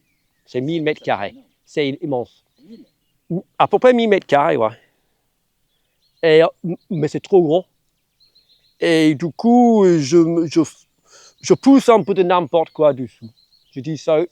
Oui, j'explique ça aux gens qu'ils sont intimidés, mais en fait, j'explique qu'en fait, en haricots verts, je vais peut-être mettre une rangée, ça serait énorme. Donc, il faut pour occuper la place, je mets des choses un peu dans le pavot, ça c'est pour les graines. J'aime bien mettre les graines dans les pâtisseries. Je fais pas un gros rendement, mais c'est joli et ça c'est l'aneth. J'adore l'aneth aussi. C'est le deuxième amour. Tu vois les seigles et après c'est l'aneth. Tu vas adorer mon pain tout à l'heure. Je mets plein de graines d'aneth dans mon pain. Mais en fait, je mets les graines d'aneth partout. Donc j'en ai dû, on ne sort plus, ouais. Je mets ça dans mes choucroutes, dans mes lactes fermentés, je mets dans le pain. Ah oui, c'est vraiment, après le seigle, c'est vraiment ton deuxième amour. Ouais, ouais. Donc ça c'est le roquette, que les fleurs sont toujours bonnes. Donc ici, je vais semer mes graines de courge et courgettes. Je mets les graines direct dans la terre, je ne fais pas de godet. Tu fais, ah ouais. Et tu pailles au-dessus ou tu laisses à nu Là c'est paillé, donc je vais faire un trou tu vois, en fait, ouais, je vais faire un trou et je mets les graines dedans. Avant, j'avais une serre. Je dis aux gens que j'ai gaspillé ma jeunesse dans ma serre. C'est parti. J'ai passé toutes les heures au potager, en fait, où je voulais être dehors. Les beaux jours, en été, j'étais dans le plastique, en train de respirer le plastique. Et en fait, après 10 ans, ça a cassé. C'était vieux, ça a cassé avec le vent. Et en fait, j'ai regardé mon œuvre de 10 ans, mon potager, et j'ai vu que le plastique. J'ai vu, tu vois, les godets en plastique, j'ai vu les sentiers et les allées en parpaing, j'ai vu le cerf, j'ai vu les ficelles en plastique, j'ai vu les étiquettes de toutes les choses que j'ai achetées. Et en fait, toutes les récoltes, il a été oublié. Et tout ce qui restait, c'était le plastique. Et ça m'a gonflé un peu. Et du coup, mais en fait, à l'époque, on faisait le potager en eau. Et donc, on avait changé l'endroit. Et j'ai dit, non, quand je fais mon jardin, j'ai envie d'être dehors. C'est sûr pour le cerf, en fait. Là, j'ai pas de tomates, par exemple. Et le cerf, c'est génial pour en fait, tu manges les salades au printemps plus tôt. Il y a certaines choses que j'ai pas. Mais en fait, en vrai, j'ai de quoi manger du jardin tous les jours de l'année. Donc, ça me manque pas. Peut-être c'est moins varié. Mais moi, quand je suis au jardin, j'ai le soleil ou la pluie au-dessous de moi et la terre en dessous de moi. Et en même temps, c'est beau. En fait, moi, je suis un peu artiste. Un peu beaucoup. Un peu beaucoup. Et philosophe aussi. Pour moi, en fait, il faut que c'est beau. Si c'est beau, même si, en fait, là, je fais beaucoup parce que j'ai beaucoup de moulots. En fait, avec mes betteraves rouges, je vais perdre la moitié au campagnol, au moulot. Mais je m'en fous. Je m'en fous parce que c'est beau. Et en plus, en juillet, c'est vraiment beau. Ça sera le plus... En fait, tous les ans, c'est comme un festival, je trouve, le potager. Tout le monde, le festival, il a cet enthousiasme. Et là, en juillet, souvent, tout est là. Et en fait, là, c'est mes petits pois. Mais en fait, je mets mes courges là. Et du coup, ce qui va se passer, que les courges, ils vont grimper en fin juillet, parce qu'ils sont assez tardifs quand je mets les graines. En fait, les petits pois seront fanés et les potimarrons vont grimper sur mes tuteurs. Et donc, j'aurai des potimarrons. Et donc, en fait, je réfléchis toute l'année, en fait, quand je suis au lit, tu vois, je réfléchis comment je vais faire mon potager, en fait. Quand tu es déconnecté du potager et de ta terre, à la maison, tu penses à ta terre. Mais oui. Mais en fait, ce qui est bien, que quand je suis au potager, je pense du dessin que je vais faire. Et quand je fais mes dessins, en fait, à l'intérieur, je pense du jardin. Donc, ce sont mes oignons. Ça, c'est les oignons patates. C'est comme l'échalote. Tu mets un bulbe et ça divise en 15. En fait, il y a certaines choses que tu ne trouves pas en rayon magasin. Alors que c'est le plus... Bah oui, il faut que tu rachètes après. Et sur les 3 graines, en fait, il y a certaines choses. Il y a beaucoup de conneries sur les 3 graines. Mais il faut dire ça quand même, des choses qu'on ne veut vraiment pas. Mais il y a certains trésors. Et là, donc, tu vois, je fais beaucoup. Et ça s'appelle comment? Tu t'as dit ça? L'oignon de patate. L'oignon patate? Je ne sais pas, peut-être l'oignon patate. Ok, mais c'est bien. Okay. Et tu mets ça dans les pickles. Mais aussi, moi, j'ai grillé comme les châtaignes. Après, les châtaignes sont finies, je mets dans un poêle à châtaignes et je grille, même les petits, et tu manges ça comme apéritif. Ah, c'est génial. T'en as là, par hasard? J'en ai 1 ou 2 qui restent, donc je vais te montrer. Et là, en bas, j'avais mis... après. Donc ça, c'est mes graines de panais. Ça, c'est mes panais pour les graines. Les panais de l'année dernière. Pour les graines. Alors, je vais essayer. Où est-ce que je peux te suivre sans faire de dégâts? Ici. Ici, j'ai des panais qui n'ont pas germé chez mes Je peux me mettre là? Oui, c'est ça. Ok, je te suis. Et ça, c'est mes betteraves rouges pour les graines. Là, j'arrive à faire plus ou moins 80% de mes graines. D'accord. Je suis de mieux en mieux. C'est énorme. C'est une nouvelle chose. En fait, avec le Covid, j'ai vu que j'étais pas assez bon en graines. Tout était fermé, en fait, des magasins de jardin. Et du coup, je me suis dit, tiens, il faut que je m'améliore. Donc, ça, c'est mes poireaux. J'avais semé mes poireaux. Juste, en fait, souvent, c'est quelque chose que les gens ils mettent en serre. Mais c'est juste que si ta terre est bonne, on fait plein de choses qu'on fait en serre, on n'a pas besoin. Tu peux mettre en plein de terre Et ça marche aussi bon. D'accord. Et même mieux des fois parce qu'en serre, quand tu mets à l'extérieur, avec le changement de climat, en fait, de température, ils perdent une semaine ou deux de croissance. Et quand c'est en pleine terre, ils n'ont pas le même choc. Et du coup, c'est comme pour les choux. En fait, plein de choses que je faisais en serre, en fait, je me rendais compte que c'était juste parce que ma terre n'était pas assez bonne et que je ne maîtrisais pas bien. Mais ça aussi, c'était des voisins. J'avais des voisins qui étaient super bons jardiniers, qui n'avaient pas de serre, qui m'ont inspiré, en fait. Ce n'était pas une idée qui est venue de moi. Mais la serre, t'as pas envie de t'en fabriquer une en récupérant des vitres et vu que t'es manuel et... Mais ouais, mais moi, je trouve c'est beau sans serre, sans vitre, sans des déchets. Je ne veux pas, en fait. C'est un autre regard d'avoir de récupérer des déchets, mais aussi, pour moi, je trouve c'est beau sans déchets. Oh, on appelle ça déchet, c'est de la récupération. Oui, de la récup, mais c'est quand même fabriqué en usine. Ah oui, je vois. Et donc ça, je paille, je vais mettre mes choux et mes navets, mais ça c'est pour plus tard. Donc Tu le fais, ouais, c'est à partir de quand ça? En fait, je vais semer, c'est la 3e semaine de mai que je fais mes semis de choux. D'accord. Mais c'est surtout le chou cal qui marche bien. Ouais, c'est coriace ça, même chez moi ça poussait. C'est plus rustique, quoi. Et mes navets, je mets en mute. Et mes navets, c'est le nouveau amour, c'est le nouveau 3e amour, mais tu vas voir pourquoi. J'ai un super pickle. Oui, mais j'ai un pickle avec les navets et tu seras fou de ça. Mais donc, une rangée betterave rouge. Mais tu vois, en fait, avec mes graines, comment ça, ils sont super mes graines. J'ai plein de betteraves rouges. Là, j'ai mes panais. En fait, j'avais raté, j'avais mis trop tôt.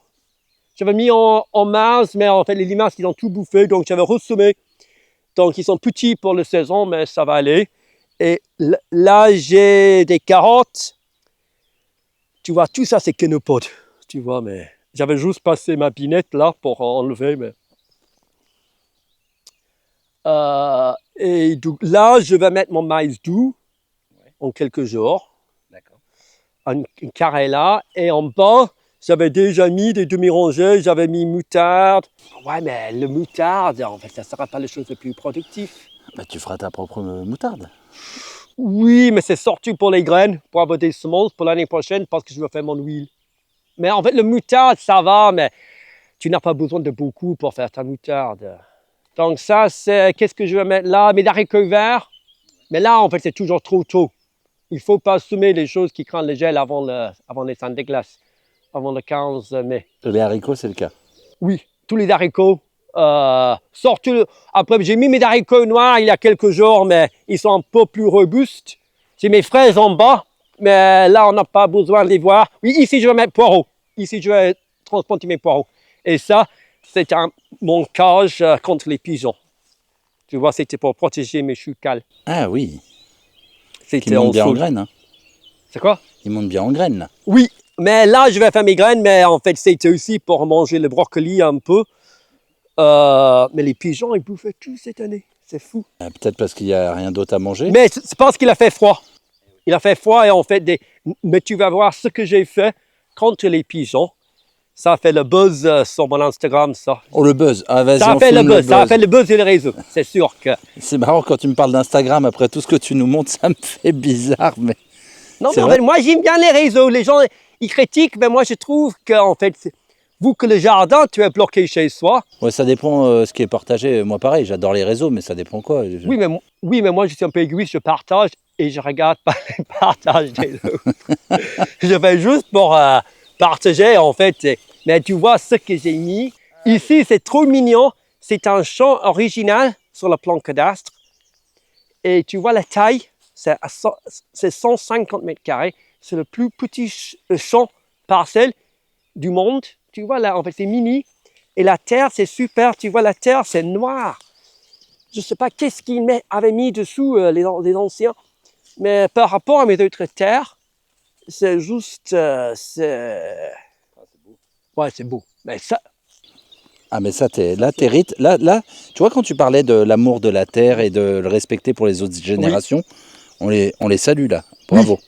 Mais c'est le même pour le potager. Et parce que ça, c'était le potager de la vieille dame qui habitait Fine-Galles. Ouais. Et quand nous sommes arrivés, c'était des ronces, mais on m'a raconté qu'elle avait fait un beau potager. Elle avait des fleurs, c'était elle qui avait mis le pommier et le noyer. Ouais. Et ça m'avait donné trop envie. Et du coup, moi, c'était juste des ronces et des déchets. Donc, tu as tout nettoyé. Et donc, on a nettoyé et coupé les ronces. Et ce que j'ai trouvé en dessous, c'était le trésor. C'est ça que j'avais trouvé, le trésor. Et c'est parce que quelqu'un me dit, ah ouais, Fine, elle avait fait une potager, là, elle avait des fleurs. Sinon, j'aurais jamais su. Et en coupant et en nettoyant, on voyait, pour moi, c'est l'amour, en fait. Tu vois, l'amour, c'est dans la terre, en fait. Tu vois, c'est une terre qui a été aimée. Et le résultat, c'est une terre qui a connu, en fait, l'amour d'un être humain, en fait, ou de générations. Ça produit bien ici? C'est surtout le potager, mais oui, en fait, c'est complètement différent de là-bas. C'est très aéré et ça sèche plus vite. Et pour certaines choses, c'est beaucoup plus riche. Donc ici, je mets des pois secs. Et pourquoi tu protèges autant? Tu te fais... C'est les pigeons. Les pigeons, cette année, ils bouffent tout.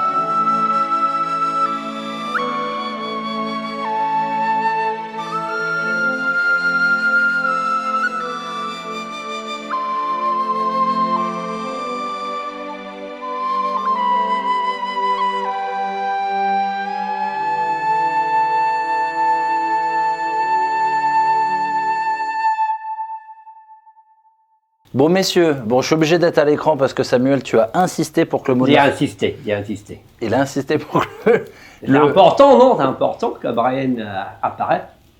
Est-ce qu'on dit Brian déjà? Là, je reprends parce que je sais que tu... On dit Brian. Ah, merci Catherine.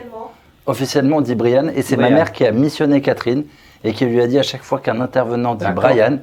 Non, mais là, c'est vraiment pour Non, en ça. anglais, on dit Mais je te Brian. jure, le pauvre, il est trop sérieux. Oh, je suis désolé. Moi, j'ai une question, parce que tu m'as dit un truc tout à l'heure, j'ai adoré. Combien ça t'a coûté? Alors, t'es arrivé au début, il n'y avait que 5000 mètres carrés, tu m'avais dit, et des ruines. Quand nous sommes arrivés, En francs, combien t'as payé ça? c'est 5000 mètres carrés, une maison en ruine, avec un permis de construire. C'est 50 000 francs. 50 000 francs, ça fait 7500 € à peu près. Quelque chose comme ça. Oh, punaise, c'est vraiment la base de tout. Oui, mais il n'y a aucune maison. Ouais, il y avait un peu de taf quand même. Samuel, dis-moi, petite question. Moi, j'ai vu beaucoup de médias venir là, et je suis assez étonné parce que pourquoi ils n'ont pas autant ressorti quand même ton amour du céréal? Les médias sont beaucoup venus cet hiver dernier. Et quasiment chaque fois qu'ils sont venus, il a plu. Donc c'est vrai qu'on est resté plus autour du feu en discutant que d'aller voir les céréales, les champs. Mais aussi, c'est difficile de trouver quelqu'un qui connaît bien la terre. Aujourd'hui, moi je rappelle, en fait c'est normal, mais moi je rappelle, moi il y a 7 ans, je pouvais pas voir les différences entre le seigle, le blé, l'avoine. Je voyais pas les différences, le triticale. Et c'est normal que ces gens-là, ils voient pas. Et du coup, en fait, c'est comme moi. Si les gens me font visiter leur maison, je suis complètement nul. En fait, ils dépensent beaucoup d'argent sur leur super bonne maison. Ils veulent me faire visiter l'intérieur. Et en fait, moi, je connais rien sur le sujet. En fait, pour moi, c'est l'intérieur, tu vois, c'est un endroit pour dormir. Mm-hmm. Et je regarde et je dis, ouais. Mais en fait, je pose pas les bonnes questions parce que j'ai pas les compétences dans C'est pas ton truc, quoi. C'est pas en fait, je m'intéresse pas du tout. C'est juste, et je vois, c'est un peu, en fait, il voit les céréales, il dit, tiens, des céréales. Et c'est un peu décevant parce que moi, je veux vraiment présenter mes céréales, mais donc c'est super avec toi, on a pu approfondir le sujet. Oui, et je savais, quand tu m'avais dit que tu allais venir, que j'aurai la première occasion pour vraiment montrer ce que tu fais à un public ce qu'on fait. Donc, je suis très fier du travail qu'on a fait, mais aussi pour mes plantes. En fait, j'étais fier pour mes plantes. Attends que la vidéo soit en ligne, hein. Avant de te dire je suis fier, on ne sait pas ce que je vais faire avec les... Mais ouais, mais les céréales, c'est quand même... Ils sont beaux. Le côté turquoise du seigle, j'ai trouvé ça magnifique. Moi, il y a quoi? Il y a que l'avoine que j'ai reconnu dans tout ça, et peut-être le blé. Mais parce que les céréales, c'est quelque chose qui est vachement ancré en France. Quand je dis ancré, il y a beaucoup d'hectares qui sont alloués aux céréales, mais le Français, il connaît très peu les céréales. Et en fait, le Français, il vit grâce aux céréales, comme tous les autres êtres humains, en fait. Et c'est ça qui est bizarre qu'aujourd'hui, on parle beaucoup de tomates, beaucoup de fruits, et les céréales, c'est la base. Mais on est content de laisser ça aux grandes monocultures, en fait, aux grands champs qui font ça. C'est vrai que en 200 reportages de l'archipel, j'ai pas arrêté de te le dire toute la journée. J'ai très peu de personnes qui me parlent avec autant de passion du céréal. Il est trop fier, il est trop fier. Non, mais on va pas parler du céréales sur YouTube et en fait ça manque parce que j'ai des gens qui m'écrivent et en fait il n'y a pas l'info. L'info, peut-être c'est là chez les gens, mais sur Internet, tu regardes sur Wikipédia, c'est incroyable. Tu peux avoir sur des célébrités, sur des choses. Et là, tu regardes sur les... Tu connais sur toute la vie de toutes les stars, à quelle heure elle est allée aux toilettes et tout. Ouais, je vois ce que tu... Et là, tu regardes l'avoine, comment décortiquer l'avoine. Et c'est comme si tu mets ta tête contre le mur là, c'est bouf. Oula, attends. Et ça fait mal, ça fait archi mal parce que tu dis, mais comment c'est possible que... Et je suis sûr qu'en fait, on est sûr que ça existe, mais ça n'arrive pas souvent sur l'Internet et c'est ça qu'on va faire. J'ai envie de te dire, tu peux retrouver des centaines de marques dans les magasins de gâteaux. Il y en a partout. Tu peux avoir des gâteaux à tout. Mais par contre, trouver des graines reproductible de céréales, bon mais courage. C'est pas si simple que ça. Non, donc, c'est même... C'est tout un sujet en fait, les grains reproductibles. Mais pour moi, c'est une droit fondamentale humaine de... La terre, pour moi, c'est la terre. On ne peut pas parler de liberté sans parler de la terre. Et évidemment, les bonnes semences pour semer dans ta terre. Et si on n'a pas, et reproductible, et si on n'a pas le droit à ça, est-ce qu'on peut parler d'autres libertés? Ah, bien. Est-ce qu'on peut parler d'autres libertés? C'est vrai. Gareth, est-ce que tu veux enregistrer un mot sur l'archipel, un mot de la fin? Est-ce que tu veux dire quelque chose je sais pas, pour donner aux personnes l'envie de se lancer, je sais pas, un retour d'expérience, n'importe quoi. N'hésite pas, on t'offre du temps d'antenne, comme on dit.